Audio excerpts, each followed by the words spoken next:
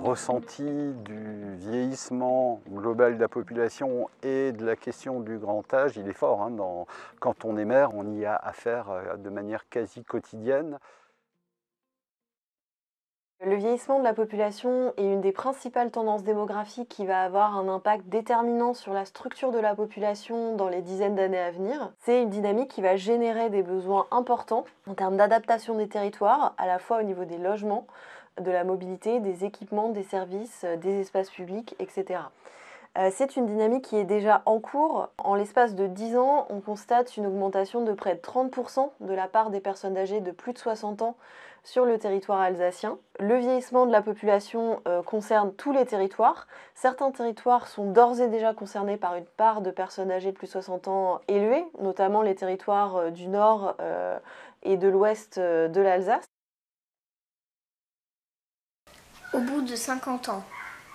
Moi, je dirais à 70 ans. À peu près 50 ans ou 60 ans. On est vieux que lorsqu'on écoute du Michel Sardou. 18 ans. Donc, selon les études qui ont pu être menées à l'échelle nationale et aussi à l'agence, on a des premières fragilités qui arrivent maintenant plutôt autour de 70-75 ans, mais une majorité senior en fait qui peuvent rester autonomes jusqu'à 80-85 ans. De l'âge du départ à la retraite jusqu'au cimetière, il y a plus à vivre que de la crèche à la 8e année de médecine.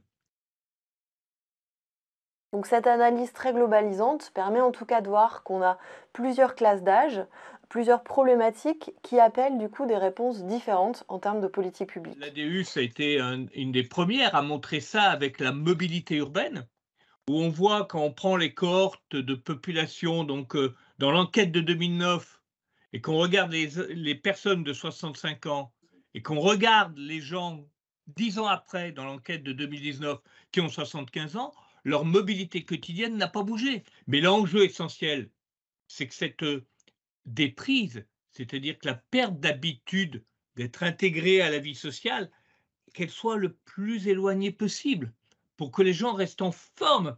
Il y a un enjeu essentiel qui est de la santé physique, que les gens ne se sentent pas exclus des territoires, pour qu'ils puissent participer à la vie sociale, affective. Je m'occuperai de raménager la forêt et de repousser plein de déchets. M'occuper de mes enfants. Je travaillerai sur des ordinateurs. Après avoir développé des jeux vidéo, écrire mon propre roman pour développer mon propre univers. Je jouerai avec ma maquette, je la terminerai. Et puis j'irai faire des promenades. Sur la question du logement, il y a la question des bâtis sous-habités, hein, des très grands logements, des très grandes maisons alsaciennes dans lesquelles on peut facilement faire 3, 4, 5 logements et dans lesquels ne vit plus qu'une personne âgée, souvent assez longtemps. Et donc là, en période de zéro artificialisation nette, à mon avis, c'est après les logements vacants, c'est le deuxième gros potentiel. Et il n'est évidemment pas question d'obliger les personnes de quitter leur logement, mais de leur donner des alternatives, et d'où le fait que des résidences seniors à taille humaine, bien placées en cœur de village, alors comme ici, là, dans notre nouveau cœur de village, on a l'objectif là de faire une petite résidence senior d'une quinzaine, vingtaine de logements. Le sujet aujourd'hui, c'est le vieillissement de la population et on en a beaucoup échangé en communauté de communes. Le principe, la plupart du temps, c'est plutôt des résidences seniors de 40-45 logements. Et les maires des communes ne souhaitaient pas ce projet-là et faire que leurs seniors finalement continuent leur vie dans le bourg-centre et ne soient plus dans leur commune. Donc on a essayé de réfléchir à un projet alternatif. Et le projet est particulier puisqu'il s'agit d'une résidence multisite. Et donc, en fait, le principe, c'est d'avoir des résidences seniors dans ces différentes communes qui vont travailler ensemble, et vivre ensemble, et où on aura dans chaque résidence senior, on aura une petite salle commune qui doit permettre aux anciens de pouvoir se retrouver et d'avoir des animations durant les après-midi ou les soirées. Mais en tout cas, le principe, c'est pas une seule résidence senior dans un bourg-centre, mais des résidences seniors en territoire rural, dans des petites communes.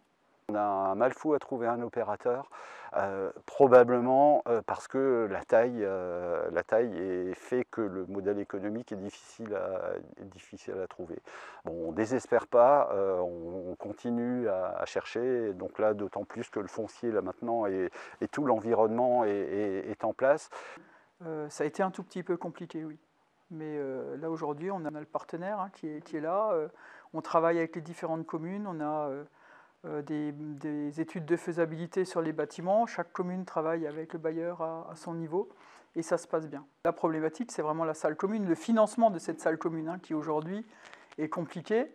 Je pense que toute résidence senior doit avoir une petite salle commune. C'était un des sujets avec quelques bailleurs sociaux, c'est on met une salle commune dans la résidence senior du bourg-centre, mais pas dans les petites résidences. C'est-à-dire que dans ces fameuses petites communes de Westhofen, Wallenbourg, Coswiller, eh ben, il n'y a pas de salle commune. Ce qui veut dire que pour moi, ce n'est pas une résidence senior, c'est de l'habitat tout simple.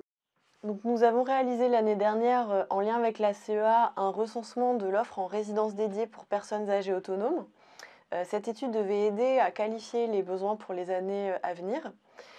Cette étude a permis de mieux comprendre les profils des occupants de ces résidences, a également permis d'avoir une vision plus fine du maillage de l'offre en résidence pour personnes autonomes et des caractéristiques de cette offre. À l'heure actuelle, on a plus de 160 résidences à l'échelle de l'Alsace, ce qui représente plus de 6000 places. Donc on a une tendance au développement de cette offre, puisqu'on a un grand nombre de résidences qui ont été ouvertes après 2010. On a des types d'offres qui sont très variés, qui peuvent être portés par des acteurs très différents, que ce soit des bailleurs sociaux, des associations, des propriétaires privés. On a tout d'abord une forte concentration de ces résidences dans les agglomérations. Même si on a des besoins dans ces territoires, ils ne sont pas les seuls concernés. Au niveau des autres territoires, on a également certains territoires qui sont plus dotés, comme le sud Alsace par exemple, avec davantage de résidences et des résidences parfois de plus grande taille.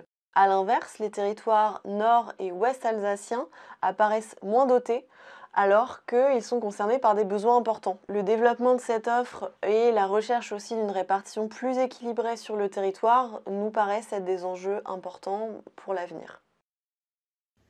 Loin des bâtiments polluants ou des usines, à la campagne.